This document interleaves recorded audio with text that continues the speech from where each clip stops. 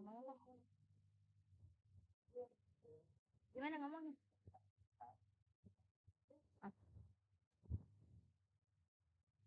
Gini. Assalamualaikum warahmatullahi wabarakatuh. Alhamdulillahirabbil alamin wa bihi nasta'inu ala umuri dunya waddin wassalatu wassalamu ala Rasulillah sallallahu alaihi wasallam. Gimana lanjutannya, Bu? Lanjutannya gimana? Puji syukur kehadirat Allah Subhanahu wa taala yang telah memberikan kita nikmat sehat walafiat baik jasmani maupun rohani serta nikmat iman dan Islam. Salawat serta salam semoga selalu tercurahkan kepada junjungan Nabi besar kita Muhammad sallallahu alaihi wasallam beserta keluarga, para sahabat dan kita sebagai umatnya sampai akhir zaman. Amin ya rabbal alamin. Saya Najla selaku MC akan memandu pada acara Kultum sore ini. Kepada Ustazah Kuro kami persilahkan. Bismillahirrahmanirrahim. Assalamualaikum warahmatullahi wabarakatuh. Waalaikumsalam warahmatullahi wabarakatuh. Bismillahirrahmanirrahim. Alhamdulillah.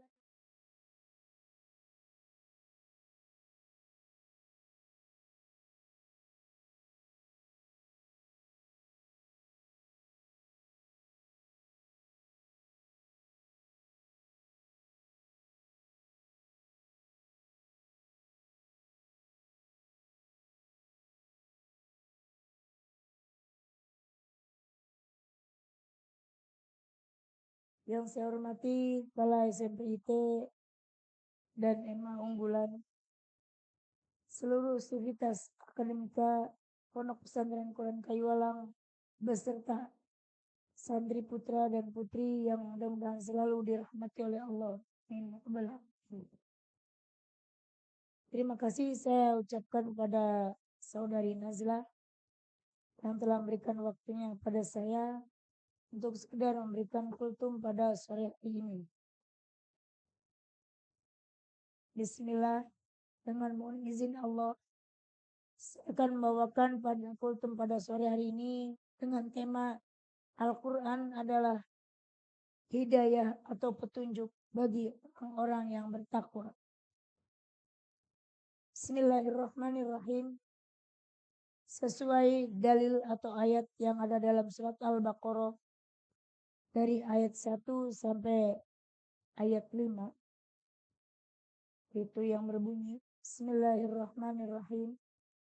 Alif Lam Mim. Wallahu alam atau artinya. Hanya Allah yang mengetahui. Zalikal kitabu la raiba fihi. Zalikal kitab. Maksud daripada zalikal kitab adalah Al-Quran.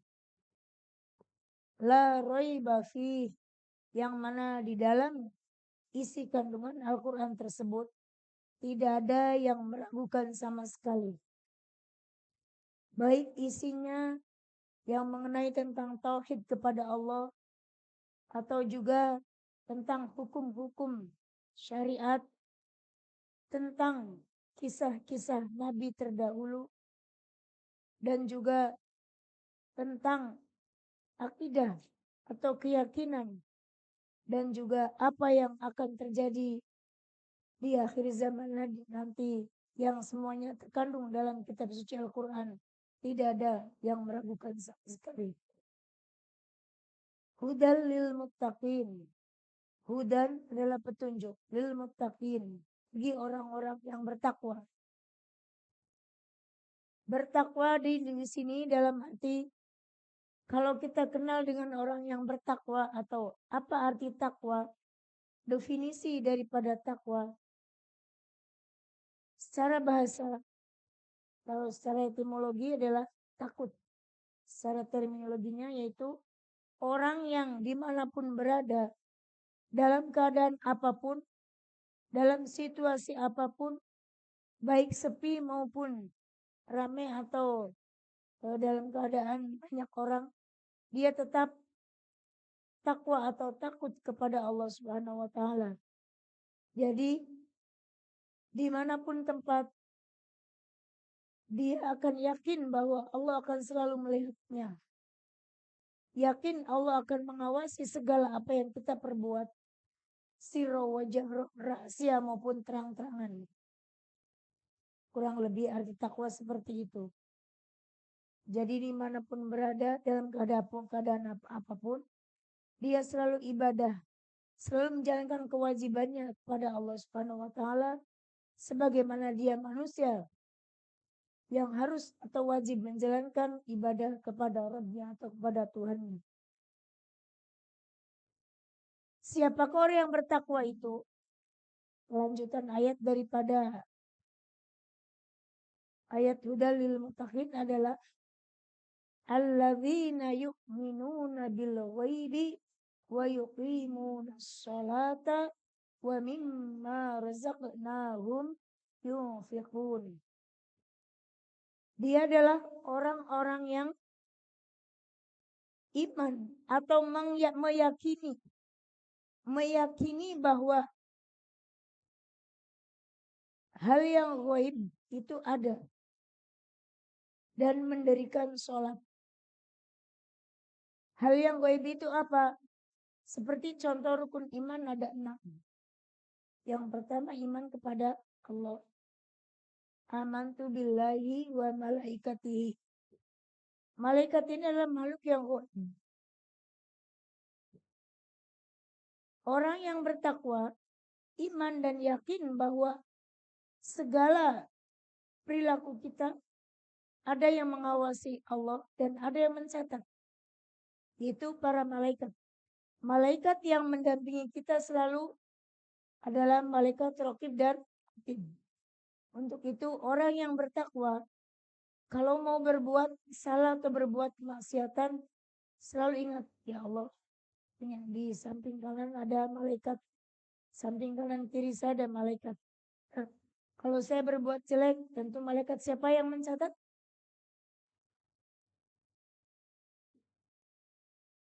Malaikat atid perbuatan jelek. Kalau perbuatan yang bagus, yang baik, malaikat raqib. Itu adalah suatu keyakinan. Jadi kalau orang yang sudah yakin akan selalu tidak lepas dari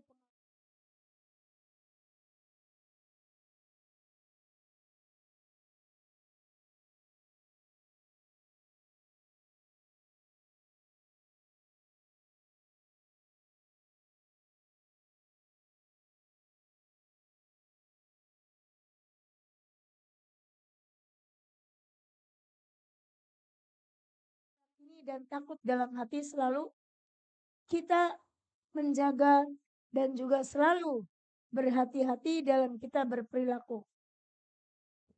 Kemudian selanjutnya mendirikan sholat. Mungkin kita dalam keadaan sendirian, tapi dengar waktu azan, waktu subuh, ya kalau di pesantren mungkin ada pembimbing yang membangunkan kita. Tapi kalau di rumah, kalau dalam keadaan sendiri, ya, dengan azan, biar aja lah. Gak ada yang tahu ini saya sholat apa enggak. Ya. Tapi kalau orang yang bertakwa, takut bahwa Allah melihat kita. Malaikat mencatat kita. Dan kalau kita punya pikiran selalu malas, yakinlah bahwa Anda itu sedang digoda oleh setan-setan yang selalu menggandoli kita, yang selalu melarang, yang selalu membisikkan ke telinganya kita, menggoda sampai ke pembuluh darah sekalipun, ya. Jangankan di telinga, di pembuluh darah kita tuh setan itu terus menggoda. Supaya mencegah untuk berbuat kebaikan. Maka cepatlah kita bergegas. Bismillah. Saya takut kepada Allah. Saya punya kewajiban untuk menjalankan sholat. Ya. Kemudian selanjutnya. Wa yu'tunaz zakah. Meskipun mungkin ya santri di sini belum punya kewajiban untuk berzakat karena memang kalian belum punya harta yang mencapai 1 nisab yang sesuai dengan ketentuan syariat Islam. Tapi ada keinginan dan dorongan untuk bersedekah, entah sama sesama teman atau mungkin di jalan kita melihat orang yang sedang tidak minta-minta tapi biasa duduk-duduk di jalan ya, atau ada anak yatim kita lagi jalan di jalan di tengah perjalanan kita tahu atau kita kenal atau kita tahu itu kurang mampu, kemudian ada sedikit rezekinya kita, sisa uang jajan kita sedekahkan. Itu karena kita memang belum berkewajiban untuk berzakat, tapi bisa berbagi rezeki itu ya. Seperti halnya sore ini kita dapat ada bantuan dari rumah zakat ya. Berarti itu merupakan infak atau sodako dan juga zakat dari orang-orang para agnia ya. Dari agnia yang memberikan sumbangsinya berupa zakat, sodako atau infak kepada rumah zakat dan disalurkan kepada termasuk Anda semuanya. Alhamdulillah itu merupakan rezeki dari Allah. Mudah-mudahan kita doakan ya para agnia. Kalau dalam bahasa Arab agnia sudah jamak ya. Agnia yang memberikan sodako kepada rumah zakat yang disalurkan kepada rumah zakat, mudah-mudahan hatinya selalu dibukakan oleh Allah, diberikan hidayah dan juga rezekinya selalu berkah dan dilimpahkan melebihi apa yang dia keluarkan, yang beliau salurkan kepada rumah zakat. Nah itu ya, kita doakan selalu. Wa yutuna zakat alladzina yuqimuna sholata wa yu'tuna zakata wa mimma razaqnahum yunfiqun wa mimma razaqnahum, dan apa yang aku berikan kata Allah kepada mereka berupa rezeki kemudian diinfakkan. Kalau infak itu adalah yang lebih condong kepada kewajiban orang tua kepada putra-putrinya atau kepada keluarganya, kepada istrinya atau kepada siapapun yang menjadi tanggung jawab dia. Itu adalah infak. Kalau sodako itu pemberian sunnah. Tapi kalau zakat adalah pemberian wajib. Jadi yunfiqun ini dinafkahkan. Dinafkahkan ke jalan yang benar. Ya. Mendapatkan rezeki dari Allah. Kemudian yang sudah berkeluarga tentunya dinafkahkan kepada keluarganya. Jangan kira seorang suami atau seorang bapak yang meninfakkan rezekinya kepada putra-putri, istri dan anaknya dan keluarganya, jangan kira tidak mendapatkan pahala berlimpah ya. Asal ikhlas, asal semua rezeki yang halal kemudian diberikan kepada keluarganya, insya Allah akan Allah lipat gandakan pahalanya dan tambah diberkahi rezekinya. Amin Allahumma amin. Ya, jadi jangan pelit sama anak istrinya dan keluarganya.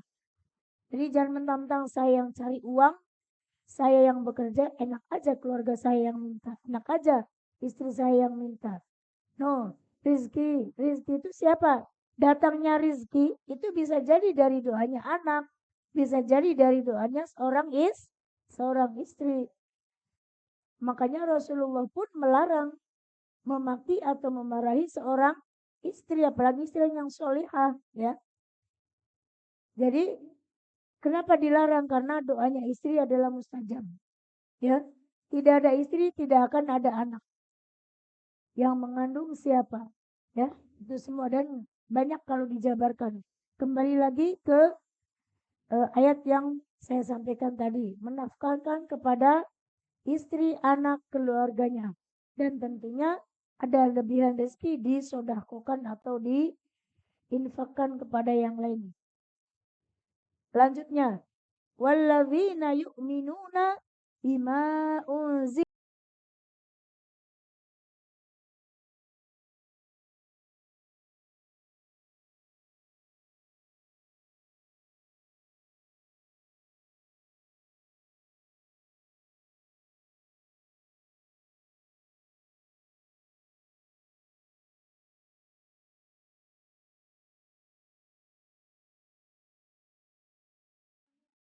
isi dan kandungannya semua orang yang bertakwa itu mengimani. Meskipun ya di situ ada cerita-cerita seperti cerita para nabi yang mana mukjizatnya begitu besar yang Allah berikan kepada para nabi sebelumnya. Kok bisa Nabi Ibrahim dibakar oleh api tidak merasakan panas, malah kedinginan? Kok bisa banjir bandang sekian hari, sekian malam, ya, tidak bisa menenggelamkan perahunya Nabi Nuh beserta pengikutnya? Kok bisa hanya sekedar tongkat bisa membelah lautan menjadi jalan, bisa memakan, bisa berubah menjadi ular? Itu semua adalah cerita-cerita para nabi zaman sebelum Nabi Muhammad. Meskipun kita tidak menyaksikan secara langsung, tapi itu semua ada dalam kandungan Al-Quran, maka kita wajib percaya. Karena itu merupakan mukjizat atau keajaiban yang diberikan oleh Allah kepada para nabi yang punya mukjizat masing-masing. Ya. Seperti Nabi Sulaiman, kaya, ya, bisa mengerti bahasa binatang. Sampai semut pun kalau ada Nabi Sulaiman lewat, ada manusia lewat, suruh minggir. Ya, dalam Al-Qur'annya gak ada. Fatabassama dhahikam min qauliha. Nabi Sulaiman ketawa apa senyum. Ya, karena mendengar ucapan para semut, minggir-minggir manusia lewat. Nanti kita keinjak. Nabi Sulaiman mendengar meskipun semut segitu kecilnya. Ya. Itulah kekuasaan Allah, itulah kuasa Allah kepada para nabinya. Dan juga mempercayai hari akhirat, ya, hari akhirat dan beserta qada dan qadar. Di hari kiamat nanti semua manusia ini belum terjadi, ya, kecuali kiamat sugro. Kalau kiamat kubro belum terjadi, tapi kita yakin. Maka dengan kita yakin bahwa adanya hari kiamat yang suatu saat kalau Allah sudah menghendaki bahkan bahwa pasti akan terjadi, maka kita takut untuk berbuat dosa. Dan mudah-mudahan ya kita semua tidak mengalami zaman sampai ada zaman siapa yang mengaku Nabi Dajjal, ya. Itu manusia yang seburuk-buruk manusia adalah orang yang mengalami zaman itu. Naudzubillah galik. Ya, mudah-mudahan kita tidak sampai mengalami, karena kita tidak ingin ya menghadapi godaannya Dajjal. Naudzubillah galik. Ulaika hum yuqinun. Ulaika ala hudan min rabbihim wa ulaika humul muflihun. Kalau semuanya sudah meyakini adanya qada dan qadar, manusia sudah ditentukan takdirnya di Lauh Mahfuz. Sebelum manusia itu lahir, ketentuan manusia itu sudah ditentukan. Tapi dengan kita, itu namanya qada. Kemudian takdirnya, ya, itu kejadian yang terjadi pada saat kejadian yang sebelumnya Allah sudah tentukan. Nah, takdir itulah yang akan kita jalani. Tapi Allah berfirman bahwa manusia itu tidak akan berubah nasibnya kecuali dia sendiri yang berubah. Dengan cara apa? Dengan cara berusaha dan berikhtiar serta berdoa. Ya. Pada dasarnya manusia itu tidak tahu apa-apa, tidak berilmu. Tapi dengan dia berusaha belajar dan menuntut ilmu, maka dia menjadi pintar. Dengan kepintarannya, ilmunya manfaat dia bisa membawa rizki. Nah itu ya. Makanya yang asalnya manusia itu dalam arti tidak punya apa-apa, tapi dengan ilmunya manfaat, berkah rizkinya karena dia beriman, berilmu, maka dia hidupnya berharta. Nah itu ya. Dan bahagia. Barang siapa yang menafkahkan hartanya di jalan yang benar, insya Allah dia akan mendapatkan kebahagiaan baik di dunia maupun di akhirat. Tapi sebaliknya, kalau dia tidak menafkahkan dengan hartanya di jalan Allah, dalam arti hanya untuk berfoya-foya, berjudi, main perempuan dan lain sebagainya, karena mentang-mentang banyak harta, maka hartanya sendirilah yang akan menjerumuskan ke dalam api neraka. Nauzubillah min dzalik. Barangkali cukup sekian waktunya. Ada sesi tanya jawab. Silakan saya kembalikan kepada moderator saudari Najla. Baik, ada yang mau ditanyakan dari ikhwan ataupun akhwat?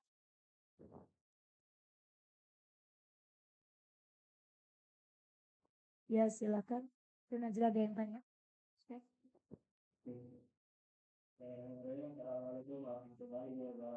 Waalaikumsalam warahmatullahi wabarakatuh.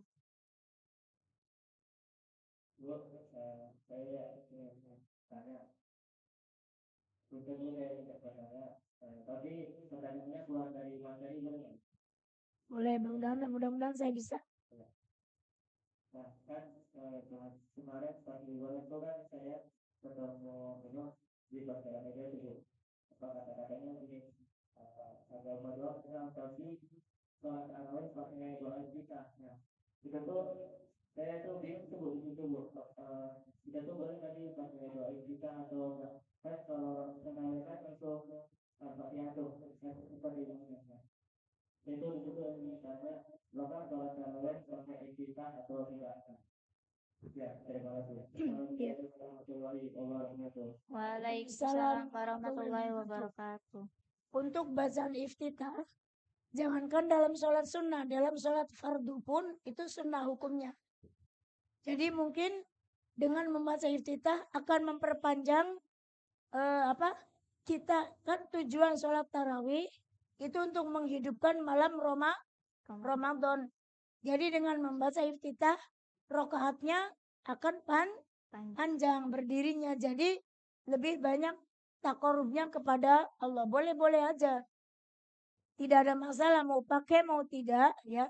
Silakan saja asal jangan sampai dengan membaca doa iftitah tapi nanti bagi makmum nanti ketinggalan rokaatnya dengan imam sehingga sampai tidak membaca Al-Fatihah. Ini yang membaca iftitah imamnya atau makmumnya? Makmumnya. Ketinggalan gak dengan gerakannya imam? Karena kan harus membaca Fatihah juga. Sholat fardu atau sholat sunnah membaca surat Al-Fatihah itu merupakan rukun. Ya. Jadi kalau mendahulukan iftitah tapi meninggalkan surat Al-Fatihah, sholatnya ya tidak sah berarti. Karena apa? Karena mendahulukan sunnah daripada rukun. Gitu ya. Jadi kalau imamnya memang baca, silakan makmumnya ikut baca. Tapi kalau imamnya tidak baca, makmum gak usah baca, nanti ketinggalan bacaan surat Al-Fatihahnya. Ya. Jadi mau pakai mau enggak silakan asal tadi ya tidak ketinggalan, tidak sampai meninggalkan baca surat Al-Fatihahnya. Ada lagi? Ada lagi barangkali dari akhwat? Ya silakan. Berdiri.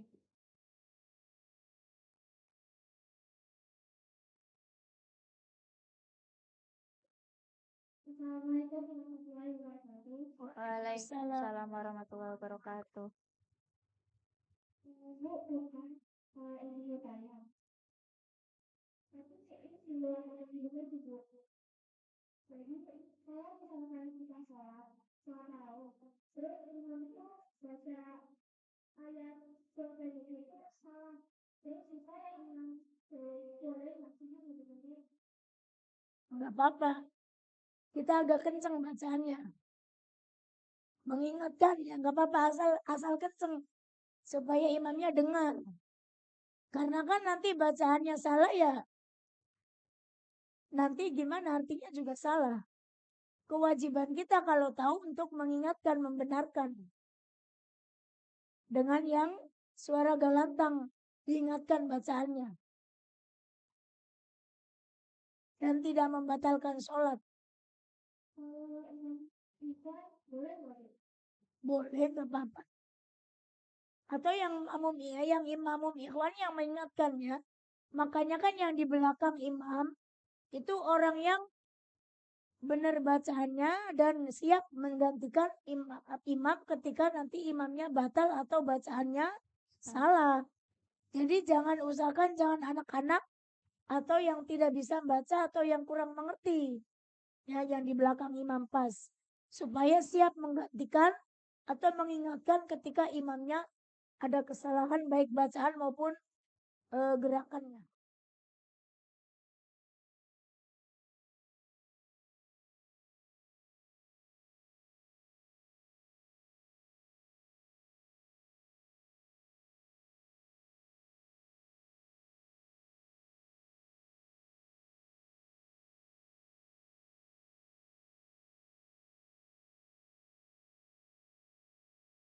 Segala kekeliruan kekurangan wabillahi taufiq wal hidayah. Wassalamualaikum warahmatullahi wabarakatuh. Waalaikumsalam warahmatullahi wabarakatuh. Shallu ala